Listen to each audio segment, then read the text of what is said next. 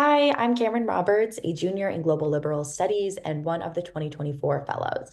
I'm so sorry and sad I was unable to make it in person with everyone tonight. I'm currently studying abroad in Paris, France, but wanted to send my best wishes to my other fellows, Dr. Karen Levy, and the entire Gallatin Global team. Now we'll get into my presentation. No Nation is an Island, which is examining the consequences of extreme domestic policy in the United Kingdom for international human rights norms as it relates to migration and refugees. The UK has declared its own war against migrants.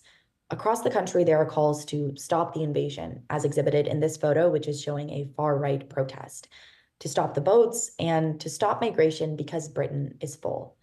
This is not just a representation, though, of far-right ideology, but has become the vocabulary of the mainstream political class throughout the UK.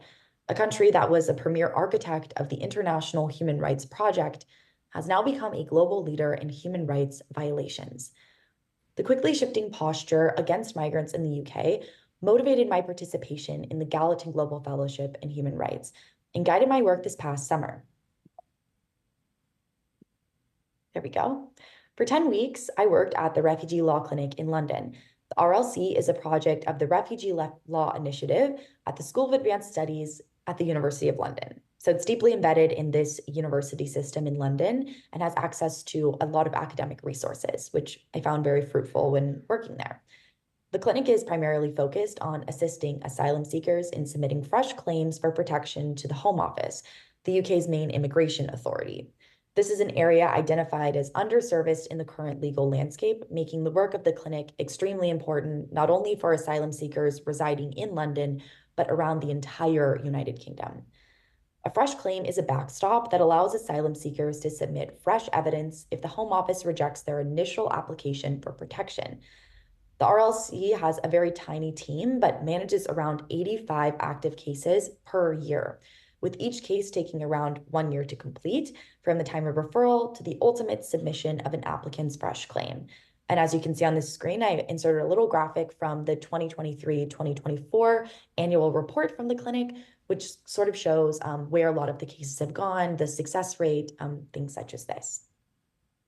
But the clinic's work goes well beyond government-funded pro bono services, which it aims to replace. So this system known as legal aid within the United Kingdom is being sort of filled by the work of the Refugee Law Clinic, specifically for asylum seekers who are applying for fresh claims. While I worked at the clinic, I was able to assist on a very intense level with 5 cases, which I found to be super rewarding. I also completed research that was then published on the Refugee Law Initiative's blog and was also able to assist with some administrative work around the clinic. So I gained a better understanding of how law clinics operate and how the RLC specifically handles its business. However, since my time tonight is pretty limited, I wanted to highlight the most valuable work I completed this summer, a case where we aim to prove that our client, a Palestinian refugee from Lebanon, no longer fit the classification within Article 1D of the Refugee Convention. Article 1D excludes individuals who receive assistance from a UN agency from receiving refugee status recognition in another country, and almost exclusively applies to Palestinian refugees who traditionally receive assistance and protection from UNRWA, which is the UN agency for Palestinian refugees in the Near East. Our goal in this fresh claim was to establish that the current conflict between Israel and Lebanon, coupled with Western donors' decision to halt funding to UNRWA as retaliation for revelations of possible involvement of agency staff with the October 7th attack in Israel, has made the Article 1D stipulations null and void, as protections from UNRWA in Lebanon are severely damaged. If we were able to establish this assertion successfully with the Home Office, it would then automatically qualify our client for refugee protection in the UK. The fresh claim that I helped draft focused on correcting the flawed credibility assessment, pinpointing the Home Office's violation of the Refugee Convention by rejecting the initial application.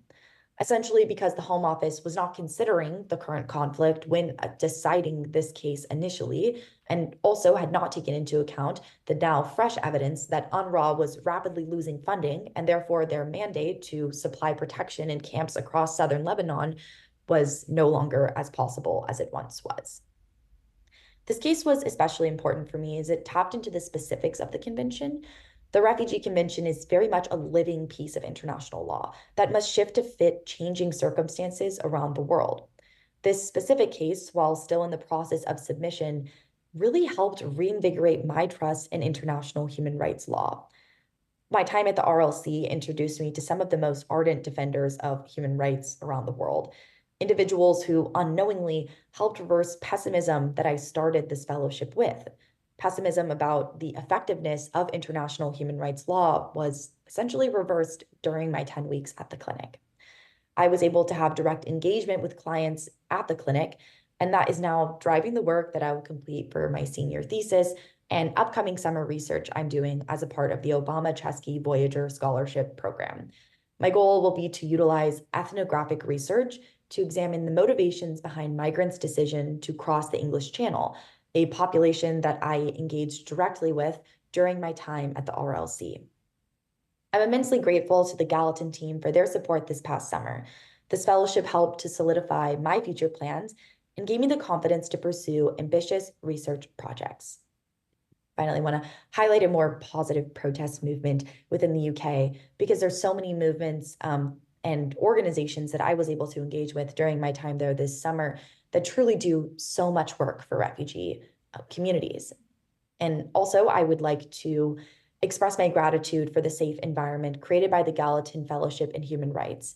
During my time in this fellowship, it was also a time when NYU is actively policing student expression on campus under the veil of new expectations for student conduct. This fellowship acted as a catalyst for important discussion, exhibited in our spring seminar and through my fellows' inspiring summer work, as you'll be able to see tonight. In the words of education scholar Dr. Eric Toshelis, it is very easy to frame students as the problem whenever larger contexts are ignored. The most important thing this fellowship taught me is that when fighting for progress, I should expect resistance. But resistance does not mean our cause is lost. Progress may seem far off in terms of expanding rights to refugees and migrants in the United Kingdom, but my work this summer proved to me there is organizations and individuals who are fighting this fight every day, and it was really rewarding to be a part of that. So thank you so much.